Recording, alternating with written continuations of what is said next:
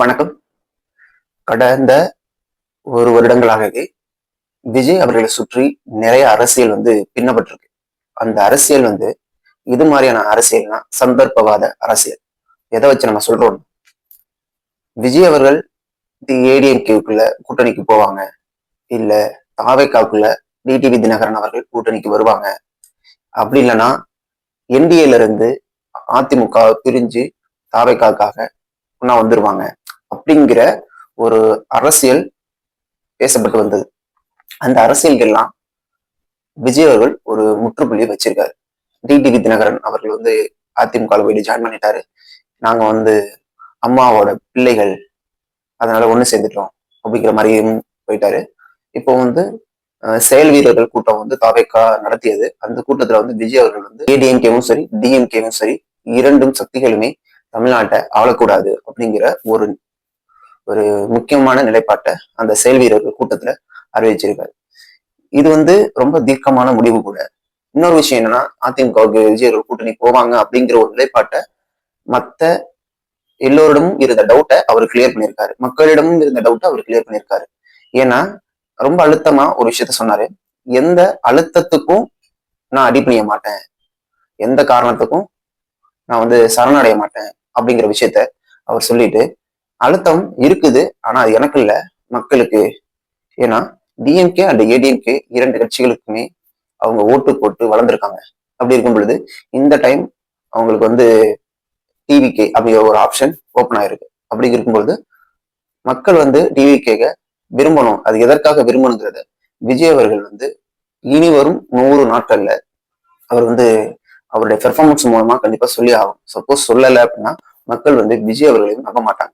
இப்போ ஏடிஎம்கேவை ஊழல் சக்தி அப்படிங்கிற ஒரு குற்றச்சாட்டை ஆல்ரெடி உள்ள மாநாட்டிலே வச்சிருந்தாரு. இப்ப இந்த செயல் வீரர்கள் கூட்டத்திலையும் ரொம்ப கூர்மைப்படுத்தி வச்சிருக்காரு. அப்படி இருக்கும்பொழுது டிஎம்கேவை ஒரு தீய சக்தி அப்படின்னு ஆல்ரெடி ப்ரொஜெக்ஷன் பண்ணிக்கிட்டு இருக்காரு. அது நடந்துகிட்டு இருக்கு. இப்போ ஏடிஎம்கே அவர் ஊழல் சக்தின்னு சொல்ல வேண்டிய அவசியம் என்ன அப்படின்னா, இவ்வளவு நாளா டிஎம்கே மட்டும் விமர்சிக்கிறாரு, அவங்க தான் ஊழல் பண்றாங்களா, ஏடிஎம்கே ஊழல் பண்ணலையா அப்படிங்கிற ஒரு விஷயத்த நிறைய பேர் கொஸ்டினாவே எழுப்பிக்கிட்டே இருந்தாங்க. அந்த கொஸ்டினுக்கு இப்போ விஜய் அவர்கள் பதில் சொல்லியிருக்காரு. ஓகேவா? இப்போ ஏடிஎம்கே ஊழல் சக்தின்னு சொல்லிட்டாரு. ஏடிஎம்கே ஊழல் சக்தின்னு சொல்லிட்டா ஏடிஎம்கேல உள்ள அமைச்சரவையில இருந்தவர் செங்கோட்டையன் அவர்கள் இப்ப டிவிகேல இருக்கும் பொழுது அவர் மட்டும் எப்படி ஜாயின் பண்ணிக்கிறீங்க அப்படின்னு ஒரு கொஸ்டின் இருக்கு. இப்ப அந்த கொஸ்டினுக்கு அவர் மேல கேஸோ பெரிய ஊழல் குற்றச்சாட்டோ சப்போஸ் இல்லைன்னா கூட அவர் எதிரையும் தண்டிக்கப்படலை அப்படிங்கிற மாதிரி இருந்தா கூட அவர் ரொம்ப ஊழல்வாதி அப்படிங்கிற ஒரு ப்ரொஜெக்ஷன் செங்கோட்டையன் அவர்களுக்கு கிடையாது. ஆனா சில விஷயங்கள் இருக்கு. ஆனா அதை கட்சிக்கு வந்ததுக்கு அப்புறம் ஒரு கட்சியா ஏடிஎம்கே கட்சியை தாக்கிக்கிட்டு இருக்காரு, பேரு குறிப்பிடாம. அது ஒரு ஊழல் கட்சி அப்படிங்கிற விஷயத்த சொல்லி அதை ரொம்ப கடுமையா சாடி இருக்காரு.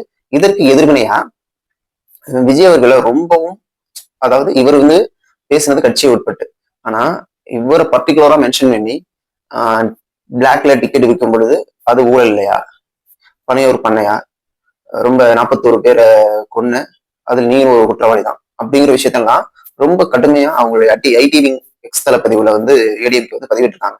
இது ரொம்ப கடுமையான ஒரு குற்றச்சாட்டா இருக்கு. இந்த குற்றச்சாட்டு டிஎம்கே கூட சொல்லல. அப்படி இருக்கும் பொழுது ஏடிஎம்கே இப்ப இறங்கி அடிக்க வேண்டிய அவசியத்துக்கு வந்திருக்காங்க.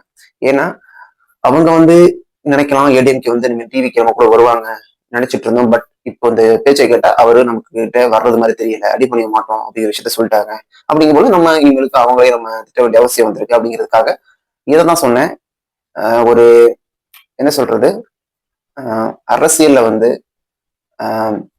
ஒரு நியாயம் அப்படிங்கிற விஷயம்லாம் கிடையாது. அரசியல்னா அவங்களுக்கு தேவையான விஷயங்களை அப்பப்போ பண்ணிட்டே போவாங்க. ஆனா 41 பேர் உயிரிழந்ததை வச்சு அரசியல் இப்போ பண்ண ஆரம்பிச்சிருக்காங்க. ஆல்ரெடி பண்ணாங்க, இப்ப அந்த விஷயத்த உள்ள கொண்டு வராங்க. அது பண்ண வேண்டிய அவசியம் கிடையாது. அப்படி இருக்கும்போது டிவிக்கு இப்போ இனிமேலுக்கு எது மாதிரியான முடிவுகளை முன்னெடுக்க போறாங்க. ஏன்னா அவங்க எந்த அவங்க நோக்கி கூட்டணி வந்தாலும் சரி, வர இல்லைன்னாலும் சரி, நாம தன்னிச்சையாகவே போட்டிடுவோம், நமக்கு மக்கள் கூட்டணி இருக்கு அப்படிங்கிற, மக்கள் சக்தி இருக்கு துணையாக அப்படிங்கிற ஒரு நம்பிக்கைய அந்த அவங்களுடைய தொண்டர்களுக்கு ஒரு ஒரு தெம்பு ஊட்டுற விதமாக தான் அந்த செயல் வீரர்கள் கூட்டம் நடந்துச்சு. நீங்க எல்லாரும் ஒற்றுமையா இருக்கணும். ஏன்னா ஒற்றுமையா இருக்கணும் எல்லாரும் சொல்லிட்டே வந்தாங்க. அது ஏன்னா உள்கட்சியில நிறைய அங்கங்க போஸ்டிங்ஸ் மாறும் பொழுது சில பிரச்சனைகள் ஏற்படுது. ஏன்னா ஒரே இடத்துல 2 3 பேர் இருப்பாங்க. ஒரு கோச்சிங் கொடுக்கும்போது 2 பேருக்குள்ள 3 பேருக்குள்ள பிரச்சனை வருது. இதுல கொஞ்சம் மனசங்கடம் ஏற்படுது. அதனால எல்லாரும் ஒற்றுமையா நின்று வேலை செய்யுங்க. கண்டிப்பா நம்ம ஜெயிக்கலாம். ஒற்றுமை தான் முக்கியம் அப்படிங்கிற விஷயத்த ரொம்ப வலியுறுத்துறாங்க.